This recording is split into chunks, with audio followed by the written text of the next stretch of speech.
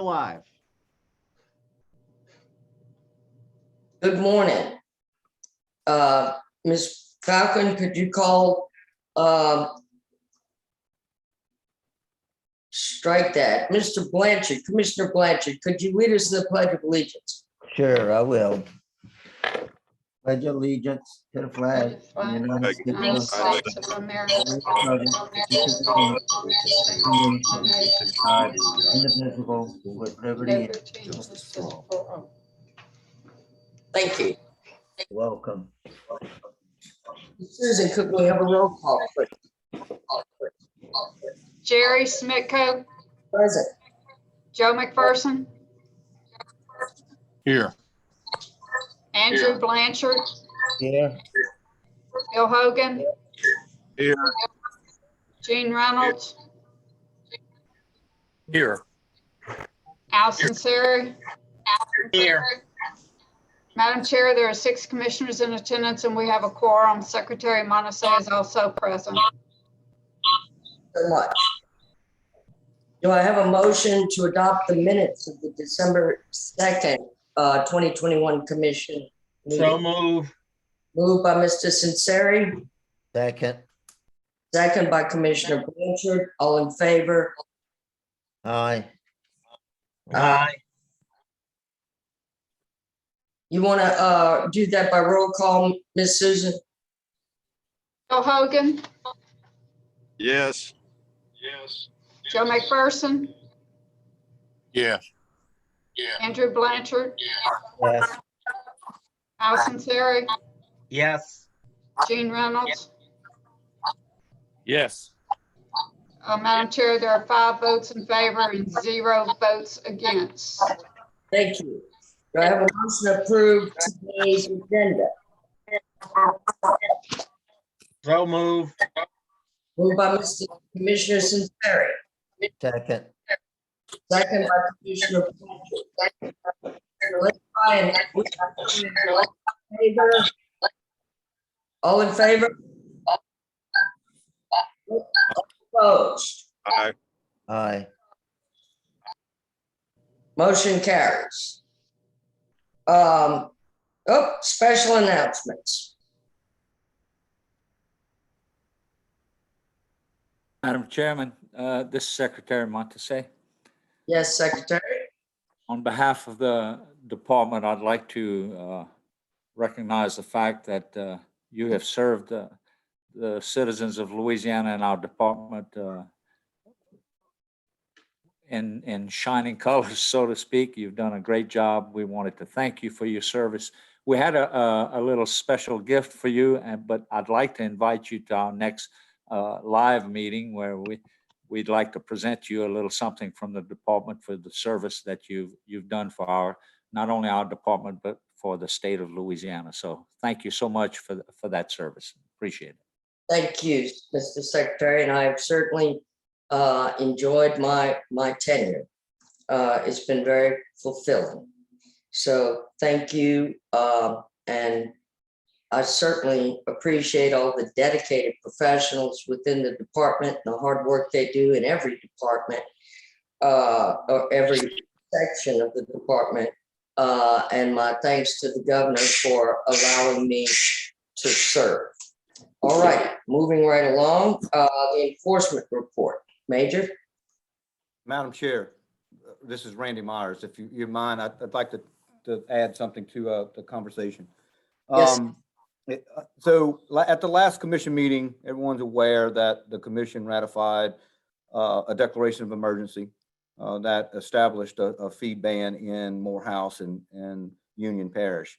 We've done our best to try to keep the public updated with where we at with testing, as well as sampling of trying to get the 300 magic number that we were trying to reach. We're still a little short. Got word this morning from LSU that we're a little short in getting the test results back. But the updated information is that they hope by the end of the day or tomorrow, we will have all the 300 samples complete and tested. And if we have positive results, no pun intended, all of them are negative, that that we will be asking the secretary to lift the ban in those two parishes so that hunters can get back to baiting as they were before the ban was initiated. But again, we're just anticipating to get those results back from LSU. I know the hunters have done an excellent job of stepping up. The processors have been wonderful and offering their services, as well as some of the local businesses and the local representatives and senators have gotten the word out as well. And we're just trying to do everything we can. And right now we're just waiting for those results to come back from LSU. All right, thank you so much. Will that go out when we get any results? Will it go out as a press release? Yes, ma'am. That is correct. I'm sorry I failed to mention that, but we actually are, anticipating that. We're just waiting for those results to come in, and we will send a news release out as soon as we get those results, get them confirmed, and we can move forward. All right, thank you so much. Madam Chair, before we go to the enforcement report, if I could just take this time to remind the public how public comments can be handled. Forgive the feedback. So because we are having this meeting virtually, we will accept and solicit public comment before a vote is taken on any action item. For the public's information, you will designate a time prior to that vote and make an announcement that we will be accepting public comment. At that point, they can go to their chat feature at the bottom of the screen of the webinar and submit a public comment. We will have the chat feature open for 3 minutes during the designated time, and they can submit that public comment. The public comment will be recorded and made part of the meeting minutes, and that's how we'll be receiving public comment. Certainly, just logistically and for security reasons, we cannot have vocal public comment through the Zoom feature as we would during a normal in-person meeting. But that is how we're going to be soliciting public comment for this. I guess I also want to echo Secretary Monasey's feelings on your service. I certainly appreciate it. It's been a pleasure to work with you. And, I think everybody needs to recognize that the people who serve on this commission do so in their own time and without getting any sort of payment whatsoever. So I thank you for your passion, your commitment, and for your time here. Thank you. Thank you, Mr. Karen. Anything further in personal privilege? All right, Major. Good morning, Madam Chair. For the month of December, we had 10 boating incidents, 5 injuries, and 1 fatality, 991 written citations, 305 written warnings, and 22 public assists. As usual, I have a couple of cases that were noteworthy from last month, and I will give you a synopsis of those cases. Enforcement agents cited 4 individuals in Vermilion Parish for taking over the daily limit of red snapper. Additionally, one of the 4 was also cited for possessing an undersized shark and not possessing basic and saltwater fishing licenses. Agents were informed about these subjects possessing over the limit of red snapper and set up surveillance near Freshwater City. When the subjects returned to the launch, they were found to be in possession of 27 red snapper, putting them 11 over the daily limit. One of the subjects was also in possession of an undersized black-tip shark. Agents seized the fish and donated them to a local charity. The subjects faced civil restitution totaling $445 for the replacement value of those illegal fish. 2 subjects from Dodson, Louisiana were cited in Wynn Parish for failing to comply with deer tagging requirements. Additionally, one of the subjects was cited for intentional concealment of wildlife, and the other subject was cited for failing to comply with civil restitution payment requirements. Agents were notified about an illegally taken deer that was hid in the woods to be picked up later. Agents set up surveillance and made contact with the subject who was retrieving the deer. The subject was found to be in possession of an untagged antlered deer and admitted to agents that he took another antlered deer early in the season that he did not tag. During the investigation, agents also discovered information about the other subject involved, harvesting a deer earlier in the season, even though she was under license revocation for failing to pay restitution on a legally harvested deer the previous hunting season. In total, the 2 subjects faced civil restitution totaling $4,873 for the replacement value of the illegal deer. Enforcement agents cited 2 adults and a juvenile in LaSalle Parish for taking over the daily limit of ducks, taking over the daily limit of pintail, and intentional concealment of wildlife. The 2 adults were also cited for contributing to the delinquency of a juvenile. An off-duty agent was on Catahoula Lake and observed 3 subjects in a hunting blind that he suspected of being over the limit of pintails. The off-duty agent contacted a coworker who set up surveillance and observed the group harvesting more pintails. The agent made contact with the subject and found them in possession of 5 pintails and 13 other ducks. After further investigation, the agent located 7 additional pintails hidden about 30 yards behind the blind. In total, the 3 subjects were found to be in possession of 25 ducks, of which 12 were pintail. These subjects may face civil restitution totaling $319 for the replacement value of the illegally taken ducks. This concludes the enforcement report, ma'am. Thank you so much. Any questions, comments?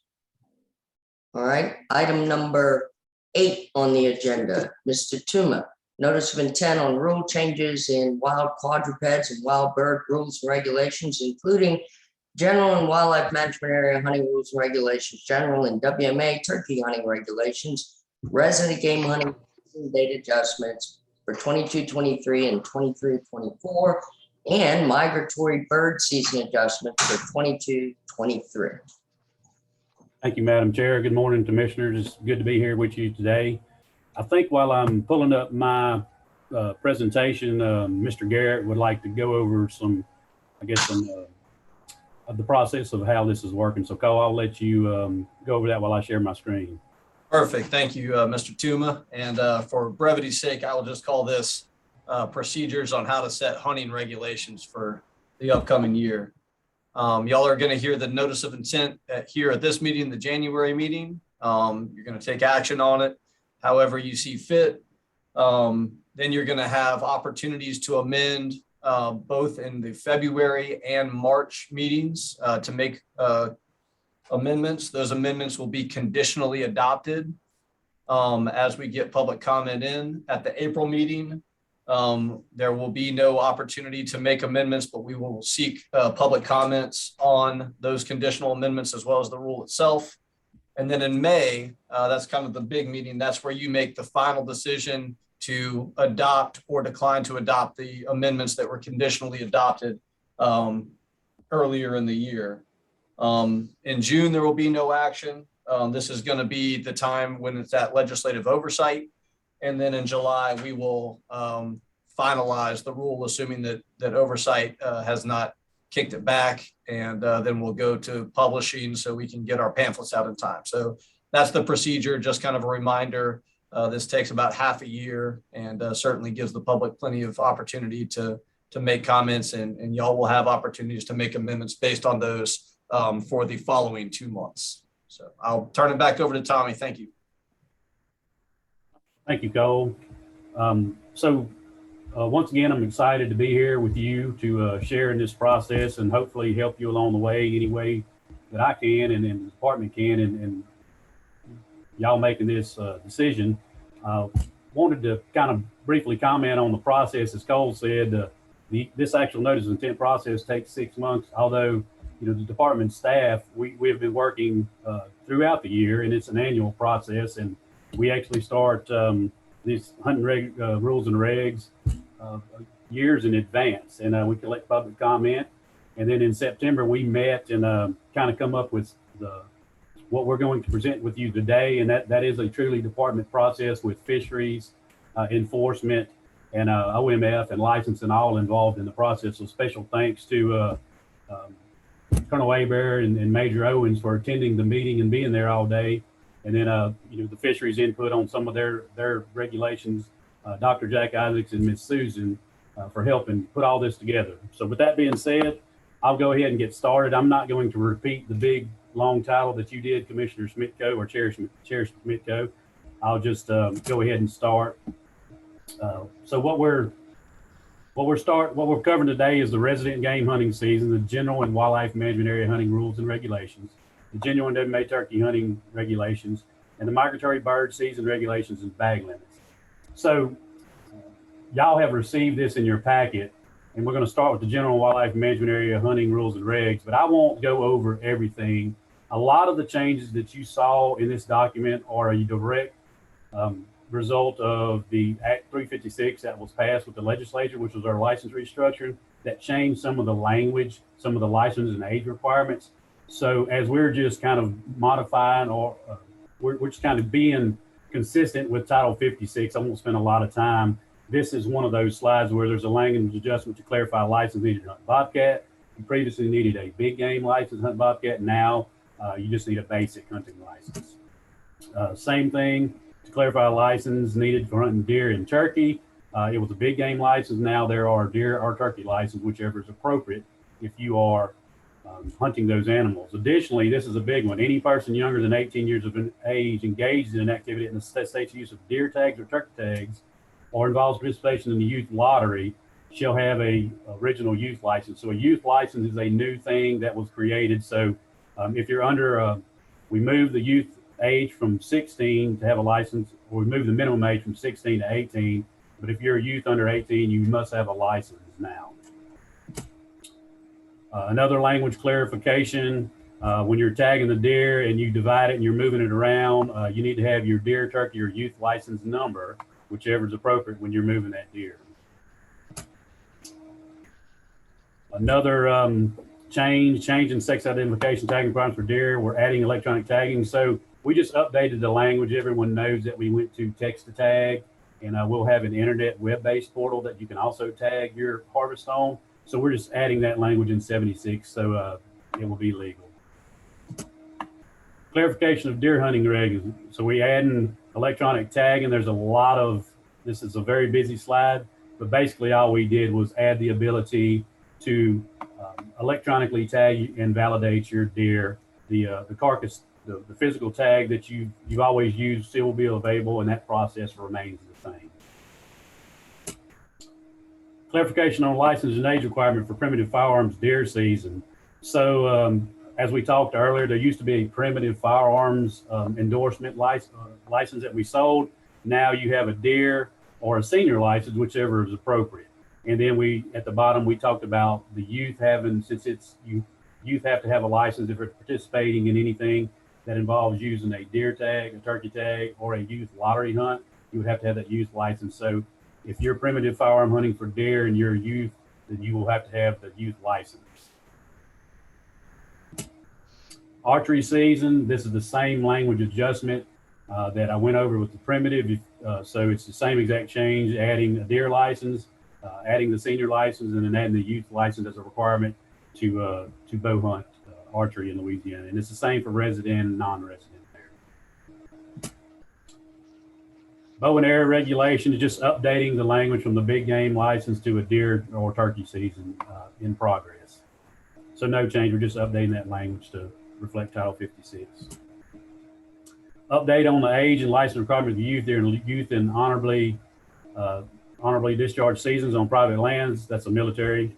So as I talked to you earlier, you see where it struck through. It says property license use 16 years old. We moved that minimum age to 18. So if you're younger than 18, you still have the original youth license. Since this particular hunt is a deer season. So clarification of existing law for private lands within WMAs. So we went round and round with this as a department several years. It's actually in Title 56. So instead of having our own interpretive 56 language, I took the language from 56 and just put it in Title 76. That way there's no way to misconstrue the intent. It's directly from 56. So we're just updating that language in 76 to reflect exactly what 56 is. WMA access permit. So the license restructuring created a WMA, what you call a WMA access permit. So we're updating the language in 76 to reflect the WMA access permit. And so anyone WMA access permit shall be required for use of department administered lands, including wildlife refuge, wildlife management areas, and wildlife conservation areas. And then persons under 18 years of age are exempt from this requirement. So everybody's going to have a WMA access permit. This is a big change, as you did not have to have them for refuges or wildlife conservation areas. So you will have to have them now. And then next month, I'll actually probably bring some refuge specific regulations to kind of formalize this change within the refuge section of 76. WMA special seasons, updating that language to talk about the youth deer hunt, talking about the necessity for that youth deer or the youth license to take part in those WMA, the youth deer hunt. WMA camping permit, a WMA camping permit was created in our license restructured in Title 56. So this change is just updating and letting folks know that campers on WMAs will now be required to have a WMA camping permit. This is just moving on to the WMAs, the specific wildlife management areas. Just a clarification of the deer use shotgun season. It was always either sex, but we're putting either sex in here, and then I will reflect that also in the pamphlet. That way, we're just trying to eliminate confusion to those users that are wanting to take part in this season. Changing the waterfowl hunt date on Bayou Pierre WMA, as you know, or you may not know, Bayou Pierre is in the coastal zone. It's in western Louisiana, up around south of Shreveport. So we moved the season zones and split structure to 3 segments and 2 splits. The old language that we had actually occurred during one of those splits. So we're modifying that language because you obviously can't hunt waterfowl during a closed season. So we're just kind of moving that segment into an open part of the season, since that change or this change is a byproduct of going to 3 segments and 2 splits in the coastal zone. Bodcall WMA, we're established just a language clarification. There's a limited use area on Bodcall WMA. It's small game and waterfowl, same as the rest of WMA, and deer hunting will be archery only. This is actually a spot behind the current rifle range. So what we didn't want to have is modern firearm cartridges firing back towards the range. So it's a safety issue. So with that, our hunter ed and our staff at Bodcall recommended this change. So this is a safety deal that we're doing to keep high-powered rifles from firing back towards the range. That's why we're going only towards archery and small game and waterfowl. Bird dog training area on Bodcall, you used to have to get a permit. Now we're just going to make you call the Minden office for that information, and you can do that. Buckhorn WMA, youth and physically challenged deer hunt. So we're updating this language as sometimes with the previous language, those hunts would fall on Christmas Eve or Christmas Day. And what we saw was obviously participation was low as people were doing holidays with their families. So we're updating the language to reflect that if that hunt falls on December or 25th, then we'll move it up the 3rd weekend in December. So we're not eliminating a hunt, we're just shifting it up 1 week. Should one of those days fall on December 24th or 25th. And it's the same with the youth and physically challenged, since those hunts are occurring at the same time on Buckhorn. Clear Creek WMA, just a clarification. We used to have hunting for reservations for wheelchair for confined PCHP permittees only. We're just adding blind to let the folks know that we actually have physical, I guess you would call them box stands. Locally, that's what they would be known. So that way people know that there's an actual blind that they can utilize. They can get their wheelchair in the blind, and it's not just put them out there on the dirt or on a road or trying to hunt out of a vehicle. Clear Creek WMA, we're adding a day of youth turkey lottery. It used to be open only the Saturday. Now it's going to be open the Saturday and Sunday before the state season opens. Dewey Wills WMA, we're going to establish a new small game emphasis area. And generally that's done with just a mapped update, but for the sake of transparency, we're kind of showing the public and the commission the location of the proposal. And this is actually coming from public request. We have small game emphasis areas on a lot of our WMAs, and a lot of people like to utilize those areas. So they have some different regulations and some more allowable times of things that you can do. and utilize your dogs and hunt small game. So we're going to establish this area, or this is our proposed area that we're going to establish on Dewey Wheels. Dewey Wheels Youth Lottery Hunt Weekend. This is a little different than the Buckhorn. When they have that, one of those days falls on January hunt, we're just going to cancel that. So that's going to happen every 3 to 4 years that we have to cancel that hunt. We cannot shift that hunt. The Buckhorn hunt and the Floyd McElroy hunts, they're in restricted areas, so it's easy for us to move a weekend forward and backwards. On Dewey Wheels, we are unable to do that as there are other seasons going on at the same time that we're working. So it's difficult for us logistically to have the manpower to move those hunts forward or backwards on Dewey. Elbow Slough WMA, adjustment of lottery dove dates. What we've seen is hunter participation and success has declined the Sunday, the second day of that hunt. So what we're going to do is we're just going to hunt them the first Saturday and the second Saturday of the season, and hopefully that 7-day closure in between will allow the birds to kind of get reacclimated and hunter success and enjoyment will be on the uptick there. Floyd McElroy, the youth lottery deer hunt adjustments. This is the same adjustment that we made on Buckhorn WMA. When one of those days falls on December 24th or 25th, we'll just move it up to the previous weekend. So no loss of opportunity. We're just going to move that actual date of that hunt. Fort Polk Vernon, website information change and PCH permitting blind reservations. So that website that the military gives us, it changes so often. We're going to take it out of the notice intent and we'll just update it on the website and in our hunting pamphlet. And there's no need to have it in this document. And then the same change that we had on Clear Creek earlier, we actually have the blinds for the wheelchair confined PCHP hunters. So we're just putting that in there so folks will know that there's an actual blind to hunt. Joyce WMA, I know y'all passed a declaration of emergency for the deer season this year because of impacts of Hurricane Ida. We still have those concerns, so we're proposing that eliminate all either sex firearms and primitive firearms days and shift those over to bucks only. Loggy Bayou, we're changing the dove hunt from youth to open. We had a youth dove hunt on Loggy Bayou, the opening Saturday of the first split.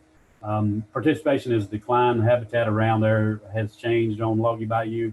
So we feel very comfortable in just shifting that to allow an open dove hunt. So anybody will be able to go hunt those dove fields on Loggy Bayou opening weekend. Marpaw Swamp, same change that we had for Joyce. We're going to shift those either sex days to bucks only for the firearms and the primitive firearm seasons. Peace and Ridge, this is the same change that we made on Fort Polk. Vernon WMA, they're both military installations or military properties with the U.S. Army. So we're just removing that website and you just says check the hunting pamphlet for the information. Point of Shin, as we've done some recreational use projects with the BP money and some other money, there's fishing piers, there's places for people to fish. There's no reason for our folks to be on our water control structures because what we see is the folks will actually go down there and try to operate them, increase the water flow, slow the water flow, trespass and vandalize. So we're just putting a prohibition on trespassing on water control structures. So you see at the bottom, fishing, crabbing, cast netting, or other activities of trespassing on water control structures will be prohibited. Pomme de terre, we have some concerns over the deer on Pomme de terre. So we are proposing to reduce the firearms bucks only season from 16 to 9 days. So that's a reduction of 7 days. Salvador Timken, same thing as we talked about with Joyce and Marpaw Swamp. We're removing the deer firearms either sex days on Salvador and Timken because we have some concerns for the deer herd over there due to impacts of not only Hurricane Ida, but some other impacts that are going on environmentally there.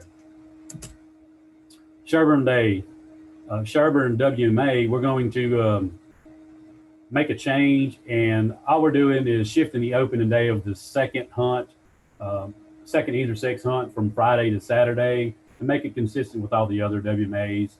It was kind of confusing the hunters there. So it will be a loss of opportunity of 1 day, but it will be consistent with all the other WMAs. Instead of opening that Friday after Thanksgiving, it will open that Saturday after Thanksgiving. Tunica Hills WMA, closure of activities when hunting season opens on Good Friday. So when, because we have our hunts that weekend, we're just trying to eliminate user conflicts on Tunica Hills. So we're proposing to close the hunting season on Good Friday when the state season opens that day, except for turkey hunters, you see right there. So it allows the turkey hunters to not be, Tunica Hills is a big area for sightseeing and hiking. And we feel it's a safety issue to have those two user groups in the woods at the same time. Also on Tunica Hills, changing the deer archery season. We're adding 15 days at the end, and it's bucks only archery season, and that's to mirror the outside Area 6 deer season. So it will be essentially the same as outside. The WMA archery deer season will be the same as the deer season outside the WMA. Tunica Hills changing the primitive firearms season. So we're doing away with the mandatory deer checks on Tunica Hills. We were, we have these mandatory deer checks where our employees actually work check stations, and we try to get some vital measurements off of the harvested deer. However, the samples are so, we're not getting the amount of samples we need, as there's not a lot of deer brought on those. So it's probably, we're proposing to eliminate the mandatory deer check, and we'll just go to self-clearing permits on those hunts, as we're not getting the amount of data that we need. So there's that's the reason for our proposal. West Bay WMA, we made this same change earlier on another WMA. I think it was Clear Creek. So the youth lottery Saturday before opening day of statewide season for 2 days. It used to be one, and now we're going to make it the Saturday and Sunday before the opening of turkey season. So with that, we'll move to the general and the WMA turkey hunting regulations. So this is the same change that we saw for deer earlier. And it just reflects that if you are turkey hunting and you are under 18, you will now need a youth license. Another big change, there was a portion of Caddo Parish that was not open for turkey hunting after our turkey program leader, Cody Sedetall, and the local staff feel that that is no longer needed. So we're proposing to open all of Caddo Parish for turkey hunting in Turkey Area B. So the language down there just reflects, you see it, it opens all of Caddo Parish instead of, and removes that closed piece. Now we'll move into the migratory bird seasons, regulations, and bag limits. So woodcock, woodcock's always the last 45, it's a 45-day season, and it starts the way we do it. We start at January 31 and we back up 45 days. And so our woodcock season never changes. It's December 18th to January 31st, 3 bag limit, and the position limit is 9. Doves. So I should say that all these seasons that you're looking at following with the with these migratory birds, they're just going to be calendar adjustments. We don't have any proposed changes this year, so they're all calendar adjustments. So I believe they just back up a day. Teal, September 10th to September 25th. King and Clapper rails, same as the early teal season, and then additionally November 12th through January 4th. Soar and Virginia rails, the same as the King and Clappers. They're open during the early teal season, September 10th to September 25th, November 12th to January 4th. Gallinoles, same exact thing that we covered with the rails. Snipe, November 2nd to December 4th in the west zone, December 17th through February 28th. And then east zone, November 2nd, December 4th, and December 17th to February 28th in the east zone. So before we get started with the duck seasons, I want to kind of bring to your attention, and I normally don't read straight from a slide, but I'm going to read this to you. We have some concerns as a department about mottled ducks in Louisiana. So we've been talking about that. So I wanted to make you aware of this. So the waterfowl program is concerned with the trends in the Western Gulf Coast mottled duck population indices, which is the fall in the spring BPOP aerial surveys, which is the population surveys. Mottled duck harvest of this population is nearly all in Texas and Louisiana, with Louisiana harvesting the majority. In 2009, Texas went to a closed season the first 5 days of their season, when Louisiana went from a 3 to a 1 bird bag. The population indices have continued to climb. We know this is largely driven by habitat, and as a result of that, we believe a lack of recruitment is the driving factor. Nevertheless, at some point, all mortality is likely additive and a reduction in harvest is probably warranted in the future. So we're just giving you a heads up. This will likely be looking at hunting and regulation change in 2023, 2024 season. And then we continue to work with the Fish and Wildlife Service in Texas to determine the best path forward. So we just wanted to make you aware that we have, mottled ducks have been on our radar for quite some time. And we're looking at the date. I know our waterfowl program in Scott Durham are actually looking at harvest strategies and when the mottled ducks are harvested throughout the season right now to see if when we do potentially propose something, what the change will be. If you would like, the department is willing to maybe next month have a presentation to talk about the status of mottled duck in the Louisiana and the West Gulf, if the commission so desires that. But we just wanted to put it on your radar that we are aware there are some issues with mottled ducks with the population and the habitat, and we are looking at probably making or proposing a change in the near future. With that, we'll start on the seasons. As I said earlier, there's no change in the season structures, so we're just making calendar adjustments, and the daily bag limit is the same and the possession limit is the same. So we have the east and west zone, and here we go. Light geese, no changes, just calendar adjustments, November the 5th to December 4th in the east, December 17th to the 29th. And then the west zone has the 3 segments and the 2 splits. So those dates are reflected there. November 5th to December 4th, December 17th to January 1st, and then January 9th to February 5th. And I should add that at the conclusion of my presentation, I will post all these dates, all these proposed dates for the resident game, the deer, and the migratory waterfowl or migratory birds on the website. So folks will be able to kind of look at these dates in one document, and it'll be easier for them to see everything. Canada geese, no, like I said, no changes, just calendar adjustments. The conservation order for light geese, December 5th, so that the conservation order is basically open when the waterfowl season is closed. So during the split, the conservation, and then there's a segment that runs after waterfowl season. So that's what you're seeing reflected here. There's no bag limit, no possession limit during the season. Extended falconry, no change for any of these species, it's just calendar adjustments. And with that, I will accept any questions. I hope I didn't go too fast for you. I know Commissioner McPherson always gets on to me about talking fast. Hi, Tommy. I wanted to ask about the, y'all talked about timeline on the Fish and Wildlife and the state of Texas, and y'all getting together on what can be done. Do y'all have any kind of timeline? What y'all are gonna do and what y'all are gonna do? Y'all are gonna try to do something about fixing the habitat problem that we have? Well, I'm not sure. We're certainly working on identifying all the issues that mottled ducks have. We do recognize that habitat's one of them. We are, I mean, we always constantly working on how to improve habitat for all species in Louisiana. But we do work, you know, we are working on some habitat on our Rockefeller and White Lake and some of the coastal WMAs that do have mottled duck habitat. So yeah, we are working on that. And as far as timeline, I said, you know, on my presentation, I said that we probably would propose something the next notice of intent.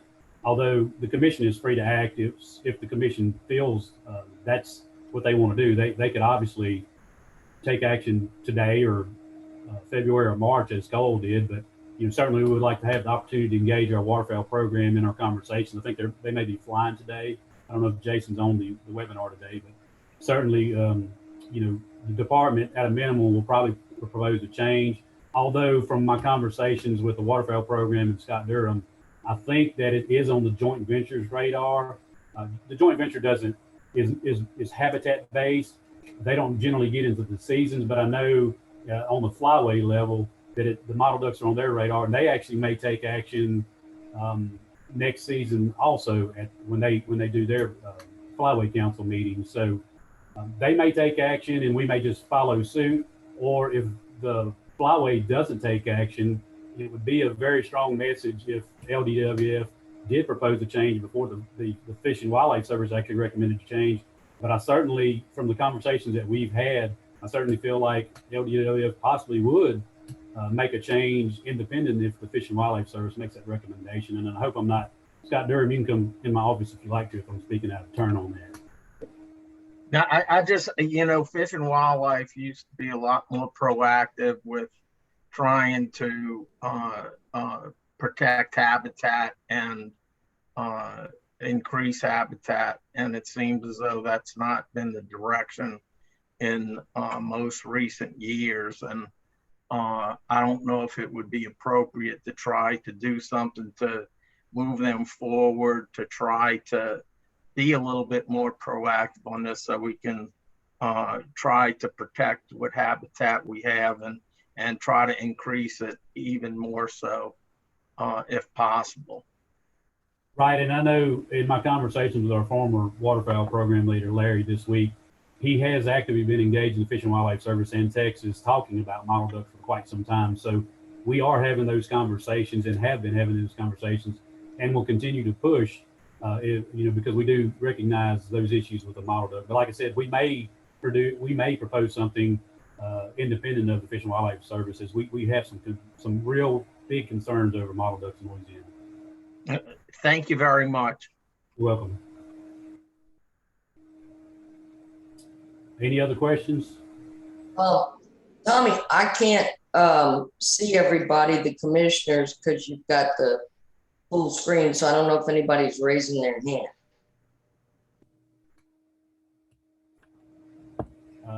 Okay, so with that, public comment will be accepted at the Wildlife and Fisheries Commission monthly meetings from now through March 3rd, which is our next meeting date. Also, public comment can be submitted to me. We'll be accepting it through 4 p.m. March 3rd, and you can submit that. You see all my contact information, and that will be on the internet. We'll do a press release, but it'll be on the department's website. But you can send that directly to me. However you plan, whatever your preference is, you can letter, email, you can call me, however your preference is. So with that, I guess I'll turn it over to you, Madam Chair, if there are any public comments. All right. Do we have any commissioners, if y'all would speak up, wishing to comment? All right, Mr. Garrett, do we do a public comment period here? You can do it now, or you can entertain a motion, and then before you take a vote, accept public comment there in case they want to comment on the motion, but I'll defer to you, whichever you prefer. Either is fine. Sure, thank you. Do I have a motion? Commissioner? Second. By Commissioner McPherson, seconded by Commissioner Blanchard. Now,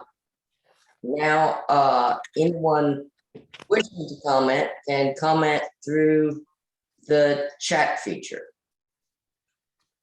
And do we want to set a time limit for that, Mr. Garrett?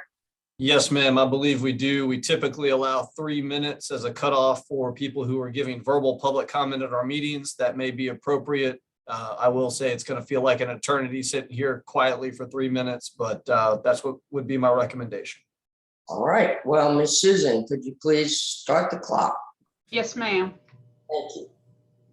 In addition, I will remind y'all that we did open up for public comment via an email address, and we received 4 public comments on this particular matter.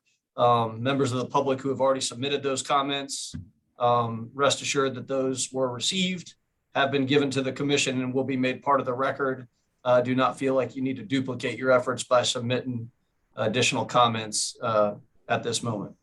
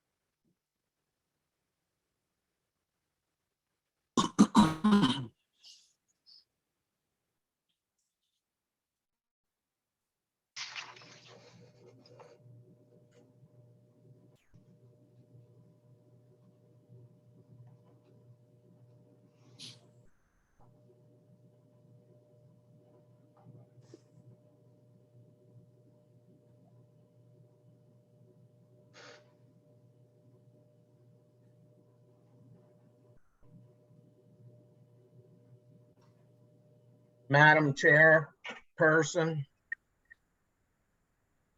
3 minutes are up.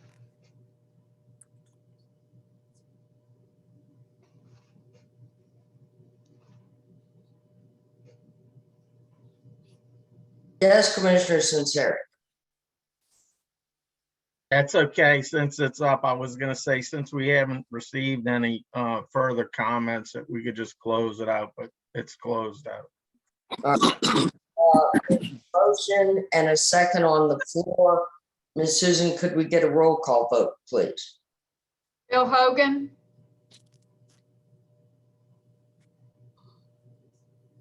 Yes. Joe McPherson, Yes. Andrew Blanchard, Yes. Allison Sari, Yes, Gene Reynolds. Yes. Madam Chair, there are 5 votes in favor and 0 against. Motion carries. Thank you, Ms. Susan, and thank you. Thank you, Commissioner Smitko. Thank you, Commissioners. And I'd like to echo what Cole and Secretary Monticelli said, Commissioner, Chair Smitko, I'm sorry. But I've enjoyed doing these presentations and working with you, and wish you the best in the future. Thank you. Thank you, Mr. Tim. I appreciate that. All righty, next up. Item number 9, receive and consider a notice of intent to modify recreational offshore landing permit regulations. Mr. Adrian is not well. I wish him the best. And Mr. Chris Shibley will be presenting that to us. Mr. Shibley? Thank you, Madam Chair, and members of the commission. Can you hear me?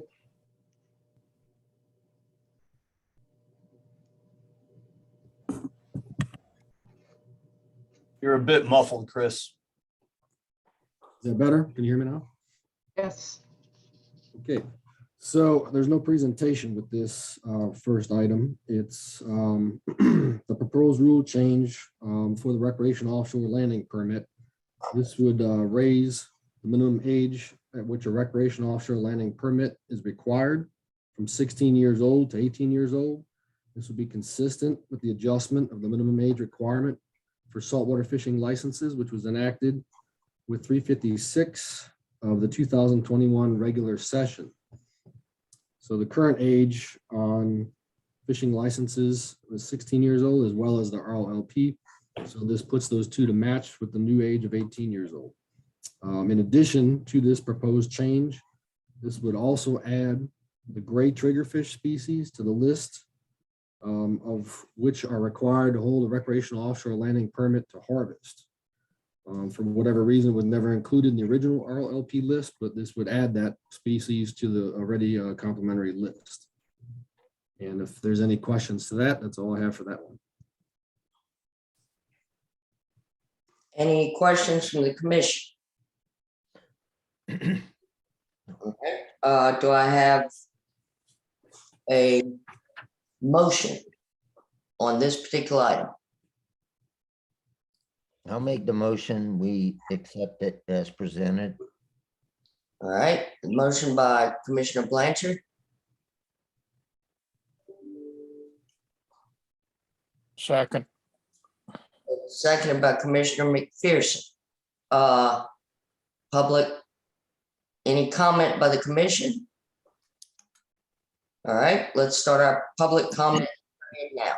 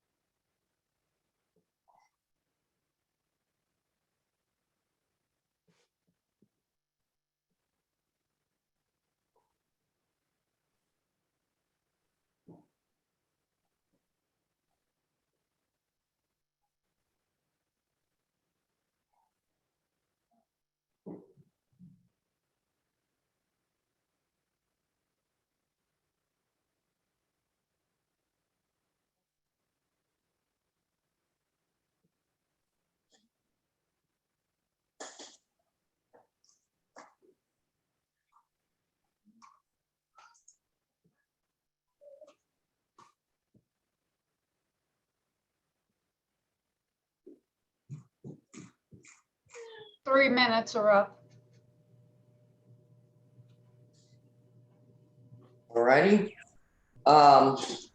We have a motion and a second on the floor. Roll call vote, please. Bill Hogan, Yes. Joe McPherson, Yes. Andrew Blanchard, Yes. Allison Sari, Yes. Gene Reynolds. Yes. Madam Chair, there are 5 votes in favor and 0 opposed. Motion carries. Thank you. Chris, the next item you have is an update on the flounder regulations changes from 2021 and the next steps.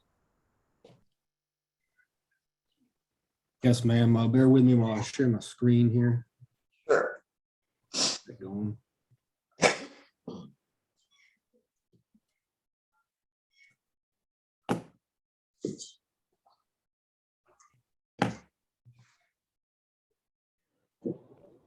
Okay, so this is an update on where we are with the flounder legislative changes that took place during the last session. Just to give you a brief recap of the timeline, back in 2019, February, I'm sorry, in 2019, we presented the most recent assessment for southern flounder. It indicated that the stock was overfished, and we notified the commission that we'd bring forward some management options. So moving forward into May of 2020, we indicated to the commission that we would present management options in the future. And at the time, there's a symposium that was scheduled. However, that symposium on flounder was postponed due to COVID restrictions until March of this year. And I think it will still be taking place this year, hopefully. Back in February of this past year, we presented management options to the commission and indicated that the options would be most effective if we were able to focus on the time of year that mature females move offshore, and if we could require a 50% reduction in the harvest of just those mature females. The commission then asked about different closed season scenarios.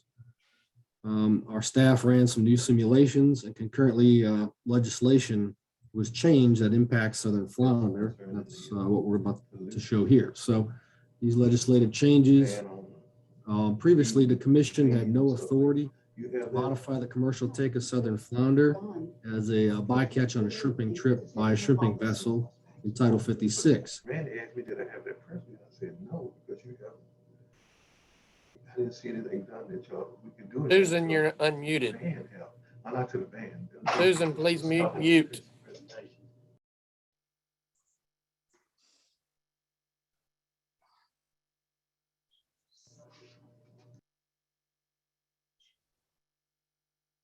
Hey, Chris, this is Joel. While we're sorting that out, you're sharing your presenter view on PowerPoint. Could you see if you can change the screen share to just the actual presentation? I think you'll need to unshare and then share through PowerPoint. There you go. Thank you.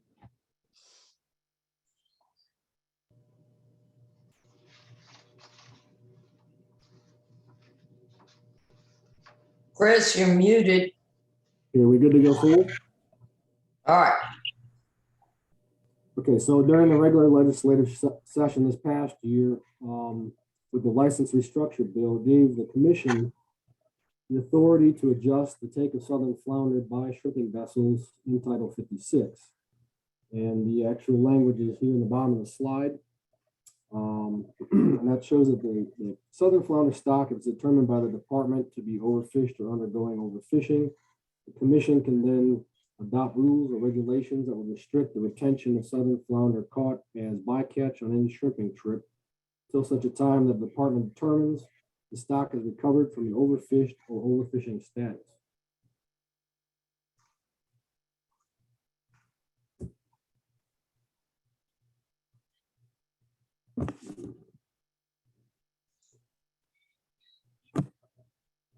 So here's some next steps. Bring an updated management option to the commission with analysis of the closed seasons for both commercial and recreational fisheries that would take place simultaneously with these closures and do not require any other size or bag limit adjustments for the remainder of the year.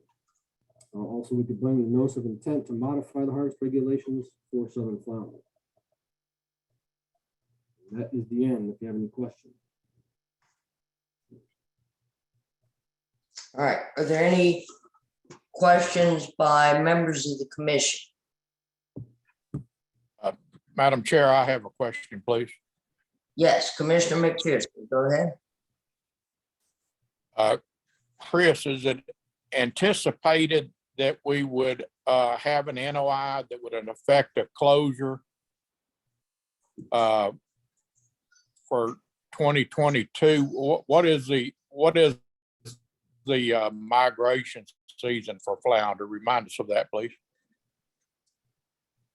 So the migration season is the late fall, somewhere between October and November would be a preferable closure period.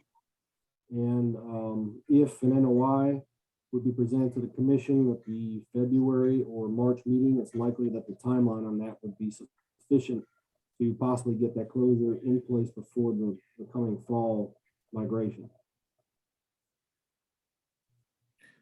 All right, so you answered my question. We do have ample time to put an NOI in place for this year. Yes, sir.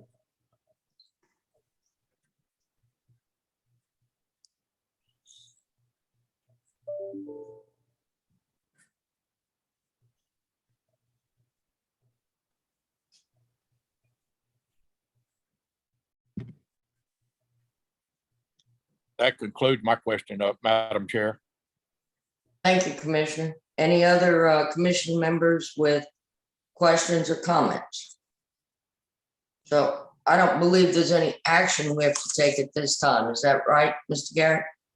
Yes, ma'am. This is for informational purposes. There is no action item and no need to solicit public comment.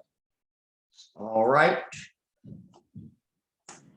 Next item on the agenda, receive a report on public comments related to Menhaden buffer zones, notice of intent, and consider amendments to the notice of intent. Mr. Shibley, I believe you have that as well. Yes, ma'am. Can you see my screen correctly? Chris, you need to unshare the current screen and then start the new presentation and share that.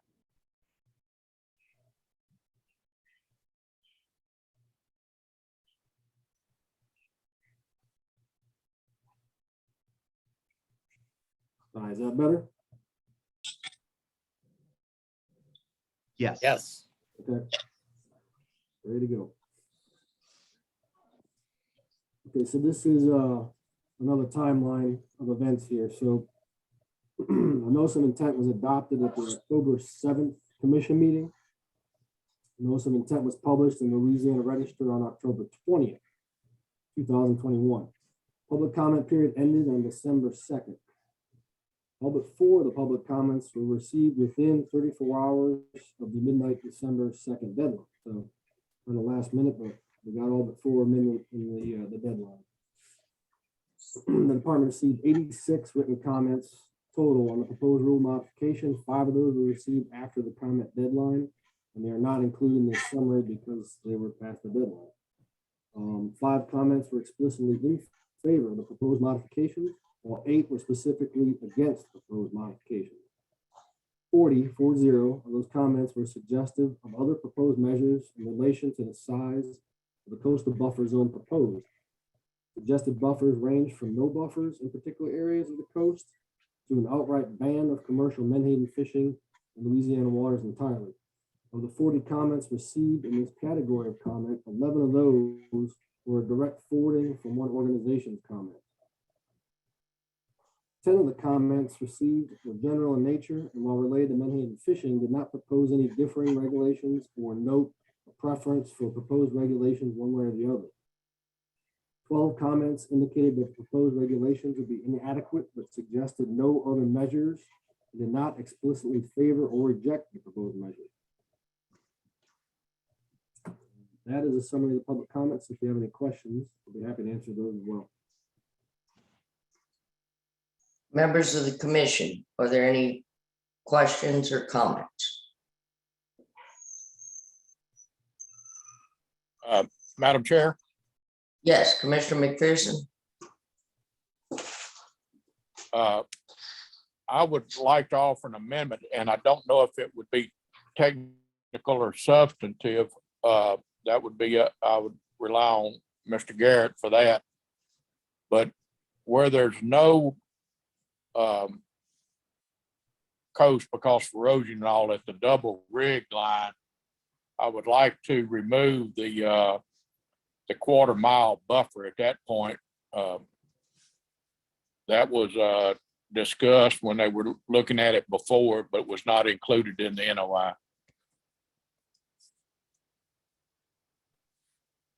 So let me see if I understand.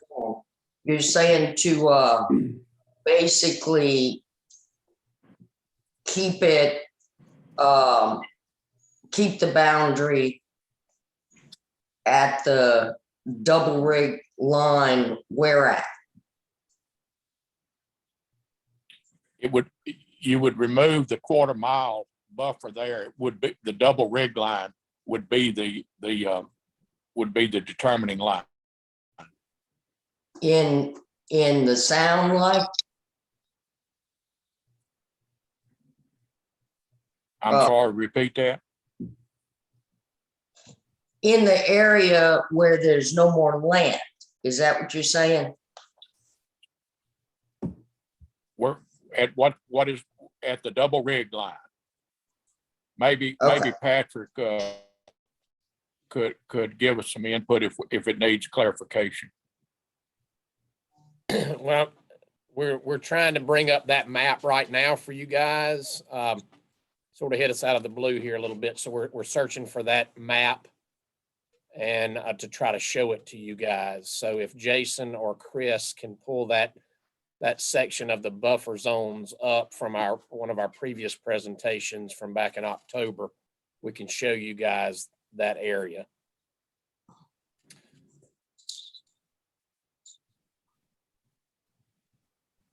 Looks like we're trying to get it done.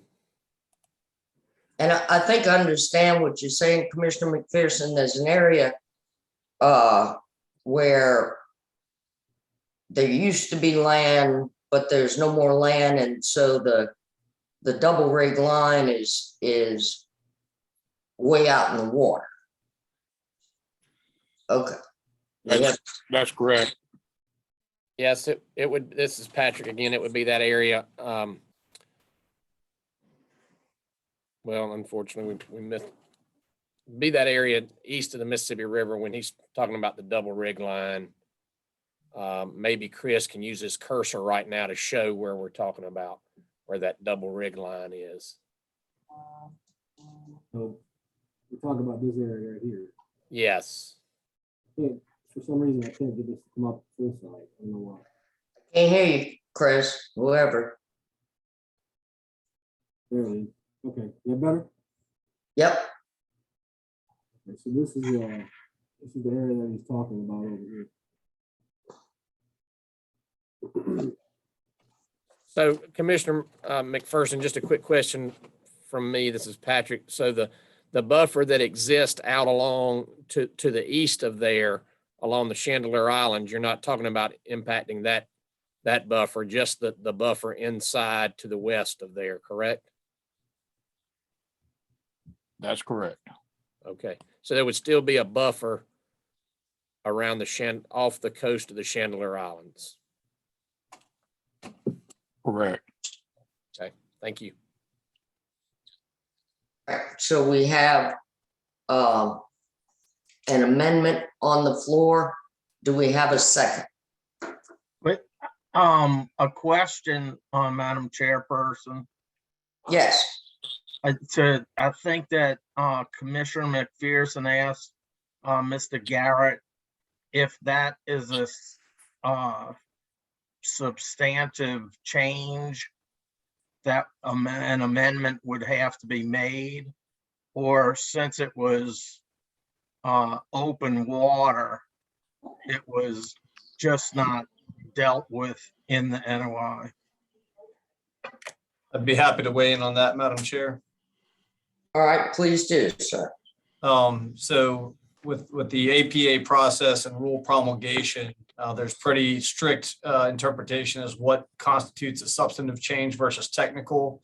Pretty much anything that's not correcting a typographical error is considered to be substantive. In this case, what I believe the amendment does is remove a 1/4 mile buffer from the double rig line. So that would certainly change what was previously put out in the notice of intent, I believe would be a substantive change. Just for your information, the process to do this would be, if this were adopted, to amend the notice of intent would be published in the register, go out again for public comment specifically for the amended portion of the NOI, and then delay the opportunity for final rule by 2 months. But short answer is, I believe it to be substantive. Thank you very much, Mr. Garrett. Mr. McPherson, what exactly, you want to take the 1/4 mile buffer zone and extend it off the double rig line? Is that correct? The current NOI, Commissioner Blanchard, as I appreciate it, has a 1/4 mile off the double rig line. I'm removing that 1/4 mile buffer only along the double rig line, as Patrick explained it.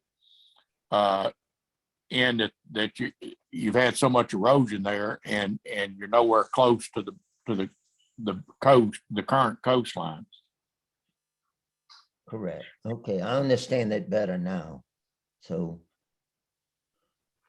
And I believe, basically the purpose of the 1/4 mile was to get a 1/4 mile away from the coast.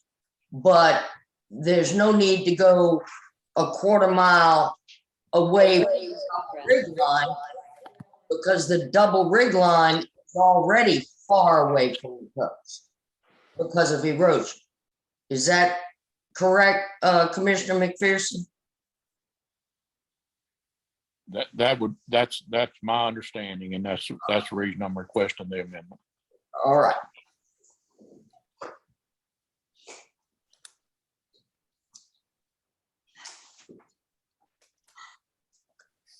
With that being said, I'd go ahead and second Mr. McPherson's, motion. I'm just concerned about it taking another 2 months to finalize this thing. That's all. Because the sooner we wait, the later we wait, should I say, we get close to tourism season, and, we want this buffer zone put in place, especially off the coast of Grand Isle and Elmer's Island, so it doesn't interfere with the people working on the island, and, with tourism coming into that area from, Hurricane Ida. That's the only thing that concerns me. I certainly agree that we'd like to see this this matter put to rest, but I do believe there has been full support from the representatives of Menhaden industry that they are going to respect the buffer zone, whether we're finished with the process or not. Okay. So I believe, any other comments from members of the commission?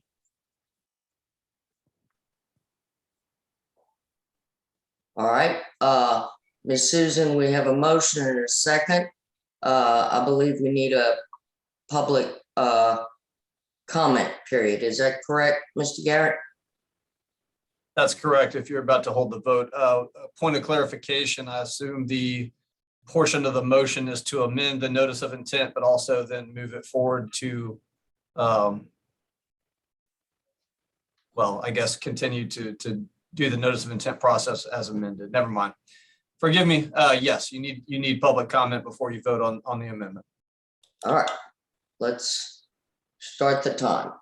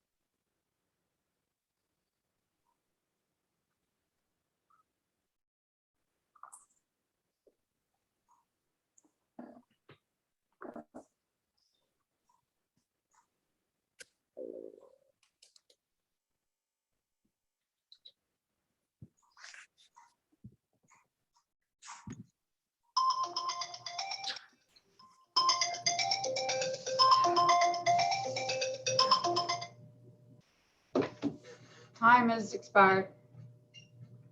All right.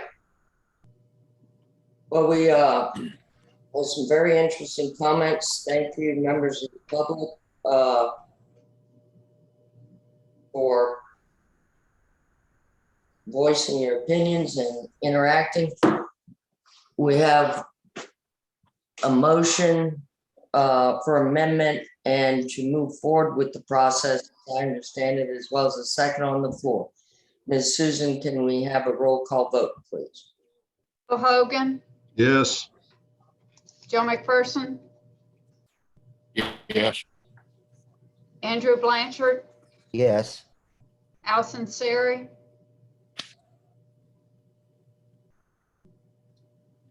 Al, you're muted. Yes. Gene Reynolds. Yes. Madam Chair, there are 5 votes in favor and 0 opposed. Motion carries. Thank you. The next item on the agenda is to receive an update on invasive carp impacts on Louisiana's native fish and the ongoing research by Mr. Bourgeois, one of our fisheries biologists. Thank you. All right. Let me know if my screen is up. Yes. All right. So I'm here today to give you an update on invasive carp impacts to Louisiana native fish, discuss some of my ongoing research. We have 4 invasive carp in Louisiana. You may know them as Asian carp. Recently, the name's been changed at the federal level to invasive carp. At the top in this picture, you have a big head carp. Second one is a silver carp. Third one is a grass carp, and one at the bottom is a black carp. We don't have many black carp in Louisiana as of yet. These 4 maps might be a little small, a little cluttered, but this gives you the reported sightings, and it's not 100% accurate up to date as of now. This is provided to us by USGS, and they do an update periodically. And as you can see, most of the carp are limited or found in the major rivers of the Red River, Mississippi River, and the tributaries. Black carp are usually concentrated, like I said, there's not many. They're concentrated more towards that Three River area in Louisiana. In the past, we've had some projects where we did plankton tows, looking to see where breeding was taking place in Louisiana. In this map here, the important thing to look at is the red and blue show those sites where we had invasive carp present.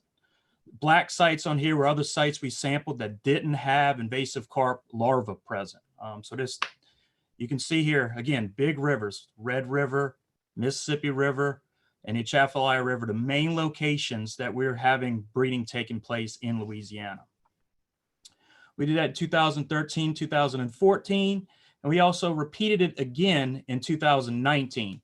2019, we had a slightly different set of sites, and we exchanged the time frame. Again, the black sites are the ones that are negative for plankton carp, and the red dots on there are the sites that have carp. Also, I should back up and say that the size of the circle indicates roughly proportional how much carp were in the samples. Now let's get to how the carp are impacting our native fish. Here's a slide here that represents what Rackersea River in the Mississippi drainage has as far as our own sampling. For the mean catch per hour on biologists going out sample, you can see that it varies up and down, up and down, up and down.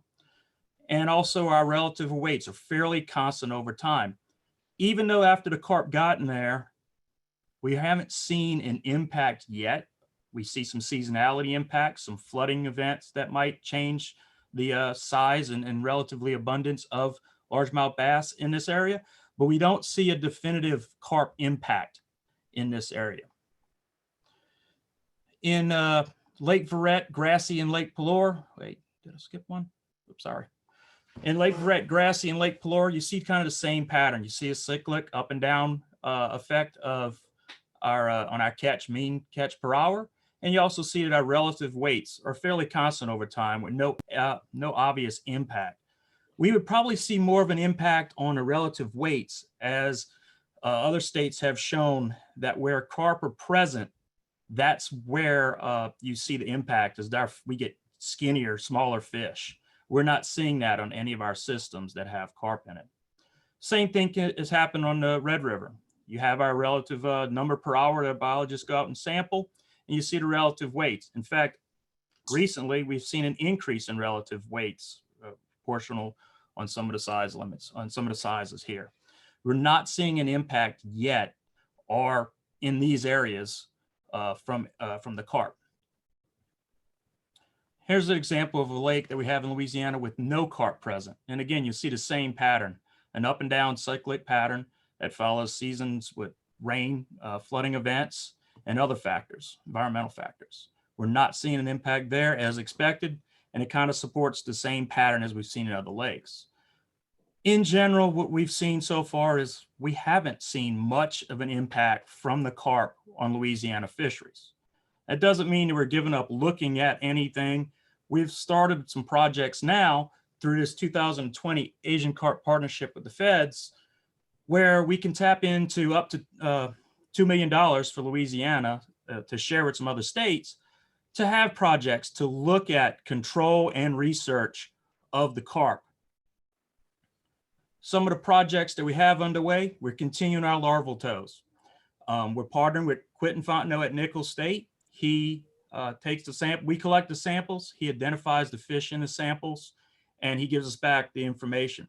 That data will be given to us probably early part of this year, next month or so. And then from that, we will further fine tune where future sampling will occur in 2022, I'm sorry, for our future going forward on this project. We tried to adjust our sampling a little bit to go towards the southern part of the state and known areas. And the reason why is we're trying to see if the intercoastal waterway is being used by the adult carp to move between water basins. Part of that project is we have a telemetry project where we're tagging 200 fish, 200 carp, and seeing how they move. Incidentally, we've picked up carp down in Louisiana that have come from Iowa and Ohio and have swam down the Mississippi River and got into the Atchafalaya River. So we know these carp move a lot. And hopefully with this, we can understand how they're moving and maybe perhaps in the future get to some ways to isolate them from being able to move across the state. Part of that telemetry project, like I said, we tag these fish. And what I wanted to show here is we do have a problem. This gray mass on these fish on the side that's laying there, that's the eggs. That is roughly about half the eggs present in that big female fish. And there's literally millions of eggs in a fish that's 3.5 foot long. Some of the future funded projects we have, we're going to try to use Nickel State is testing to see if carp can be used as fertilizer in coastal restoration plantings. We're also seeing if carp can be used as a catfish feed. Hopefully this increases the desire to market to buy more carp, thereby increasing the commercial fishermen that will go out and catch the carp and help us control it. We're also doing a survey of the commercial fishermen and the wholesalers to understand what obstacles, the obstacles that are in their way to increase that harvest. We have started a study looking at the impacts of carp on native fish conditions with LSU, and that's going to help us get to that topic I talked to earlier, where if the carp are present, they will affect the size and condition of the fish. So this is a beginning part of that to make sure we're not missing something in our present studies. In the future, we hope to continue to promote the commercial removal. We hope to look at more impacts of the carp on native fish condition and abundance. And we also looking at the lower trophic impacts on the food web. Are these carp eating the base of the food chain that are going to impact our native fish? We're also looking at the seasonality of reproduction in the Atchafalaya River because this is the only area where we've found carp roughly about 1.5 to 2 inches long. We haven't found those anywhere else in the state. With that, if you have any questions, I'll take them now. I have a quick question. When you talk about using them for catfish food, would they be processed first? Yes, they're taking them and they're making them into basically pellets that they can feed to the catfish. Because I was wondering if you could use them for crab bait, but you would certainly not want to use them without processing because I guess the eggs could get out, correct? The eggs getting out wouldn't be a problem, and they are being used for bait and by some people for catfish and I mean crawfish and for crabs. Just there's a lot of processing involved to chop that big fish down to a usable size for the fishermen. Right, but why couldn't, I mean, if a bird can carry a fish egg to a pond and it hatches, why wouldn't, if you don't process it, why wouldn't it be able to hatch? Gotcha. So these fish, the egg has to float and it has to have a certain distance for a float. Once it refrigerates or gets chopped up, it's not going to have that ability to get fertilized and get in the right habitat for it. They have to tumble for so long. It's got a very specific breeding pattern Okay. that it needs. All right, I understand. Thank you. Any other questions, comments? Madam Chairperson? Yes, Commissioner Sincere. Thank you. Rob, are there any ways to target these fish where you could catch more of them and not interfere with other fisheries? You're gonna have some. You could have some bycatch. However, where they have some fishermen that are using a certain kind of technique and they catching, at least from what we've seen, they're catching mainly this. That gets to that part of that survey is I'm going to talk to the fishermen and see what they're doing and how they're catching them. And bycatch will be a discussion point with them. Madam Chair, this is Patrick. Can I add something to what Rob just said? Absolutely, Mr. Banks. Yeah, Commissioner Sinceri, that's a good question. Rob did a good job of explaining it. And one of the things that maybe Rob was not aware of is the inland fisheries staff and myself and some researchers from LSU and ULL had a very good meeting with some commercial fishermen in central Louisiana a few months ago about exactly what you just asked about trying to target these things. And it turns out they were doing a lot of this targeted commercial harvest, and we weren't even really all that aware of it. And they're very good at it. And one of the things that they mentioned to us during that time, maybe this has been more like the spring of last year when we met with them. Anyway, one of the things they mentioned that would help them in targeting these fish is to remove a restriction on setting their nets close to a water control structure. And so we were able to achieve that through the legislature this past year. And so we're hoping that will help them target these fish even more in their commercial activities. I would also encourage you all to learn a little bit more about the way these commercial fishermen target the capture of carp by looking at our latest issue of the Louisiana Conservationist. There's a really good article in there that describes it all. Thank you. Madam Chairman, can I speak? Absolutely, Commissioner Blanchard, you have the floor.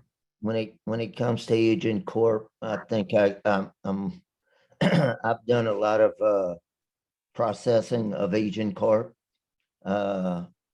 It hasn't been done in the last 5 to 10 years, but 10 years ago, we were buying Agent Corp from the central part of the state, bringing it into our processing plant and trying to develop a market for the meat, for it.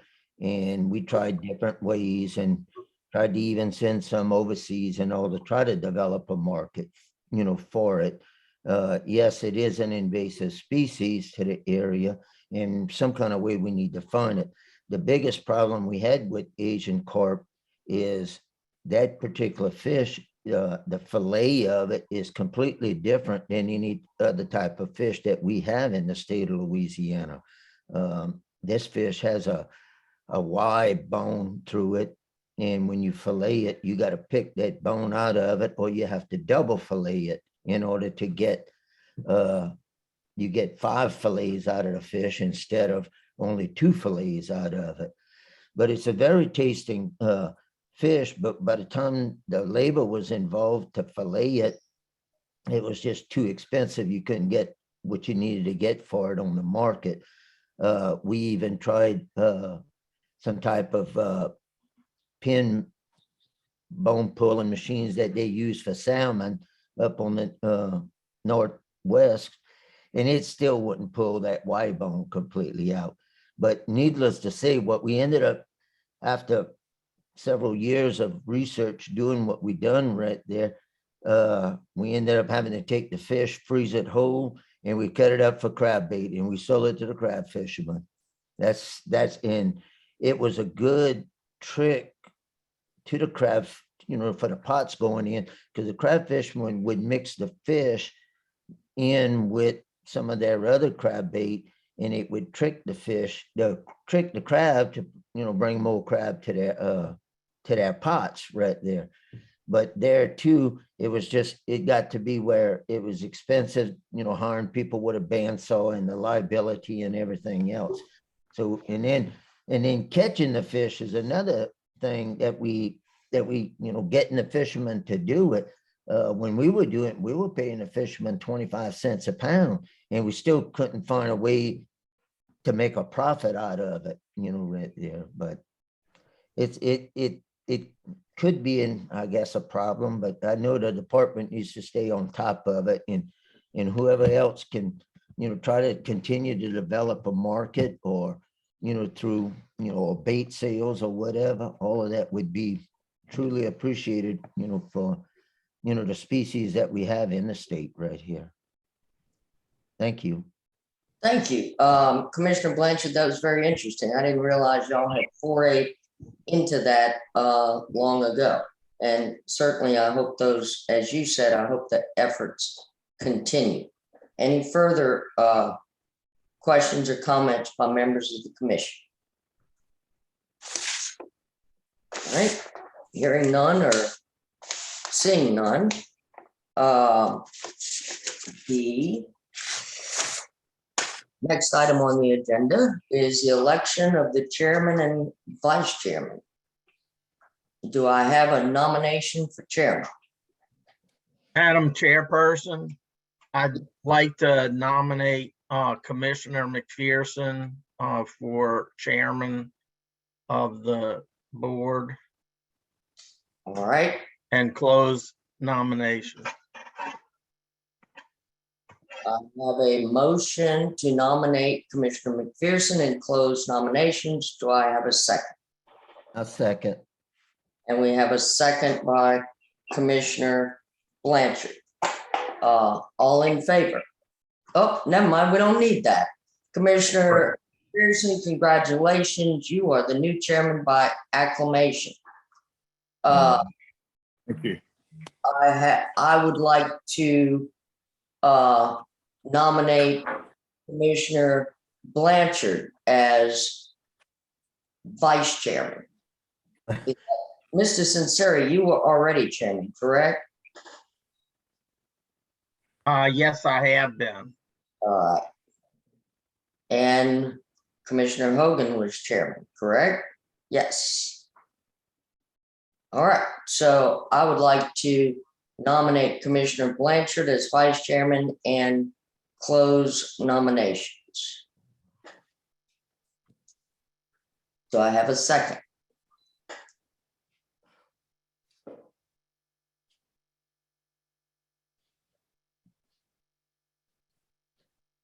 I have no second.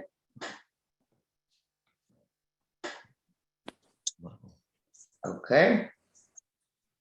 Floor is open. With no second right there, Commissioner, Chairman Spitko, I'll nominate Al Sinceri as vice chairman. I'll second that.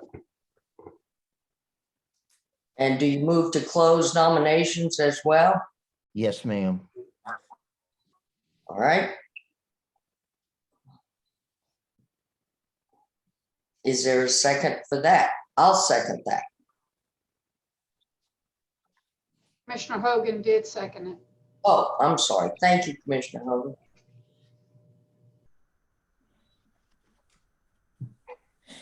So now that nominations have been closed, congratulations, Commissioner Sinceri.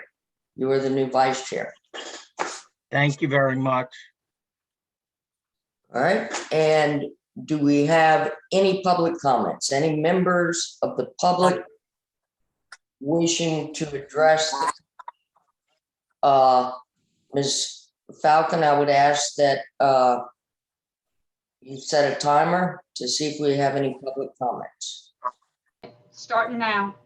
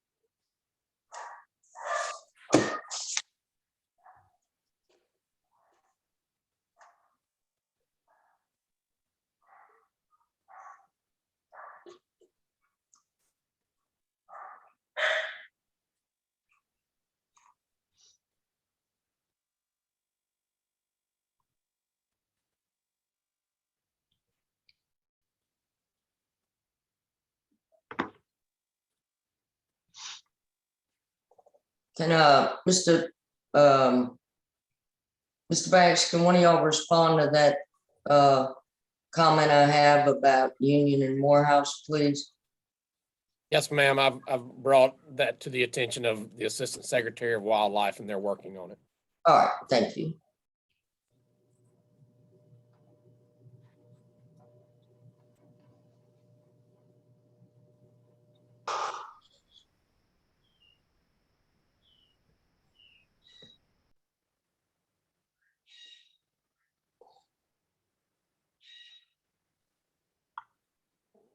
Madam Chair, when Secretary Myers is prepared to answer that question, it's probably better just to do it verbally and address it so that the public can get the benefit of seeing. I think that the panelists are the only ones who could see the question. Sure, let's do that. I just don't know if Secretary Myers has a, I don't see him on my screen. Sorry, guys. It was on I got a phone call about CWD sampling while this comment came in. So understand that the reason behind the feeding ban in Union and Morehouse Parish goes back to the response plan that has been put in place in the 25-mile zone that is around that positive in that county, Union County in Arkansas. So that only encompassed that 25-mile zone, touched those two parishes. And while we continue to monitor statewide and the targeted area, because of that positive was Union and Morehouse Parish, and the timing of when that came about is the reason why that feeding ban was put in place. Thank you, Secretary Myers. The 3 minutes have expired. Randy, I know you began with personal privilege discussing what happens for the lifting of that ban, assuming that all the tests come back negative. Do you want to reiterate that in case the individual missed that explanation? Yes, so the department is anticipating, and I, again, apologize. I was actually getting an update on where we're at from LSU. And we anticipate that hopefully by the end of the day, we'll have the last few samples, the last 28 samples that we need to get the results from. And once we receive that and all is good, all is clear, that they're all negative, then we will institute, send out a news release based on the authority with the secretary to lift that ban. So we're just waiting on those last few samples from LSU to get the results. And once we do that, and they're all negative, we will be instituting a lifting of that ban, and we'll send a news release out as soon as we can. Our staff, our media folks, Ed Pratt and his staff are poised. They've got a news release in anticipation of this, and we're going to do it through social media as well, announcing if once we get those results. Thank you, Secretary Myers. I see no further comments. There being no further business before the commission, it has been a pleasure. Thank you. Meeting is adjourned. Thank you. Thank you all. Yeah, thanks. Happy Y'all have a New good Year. day.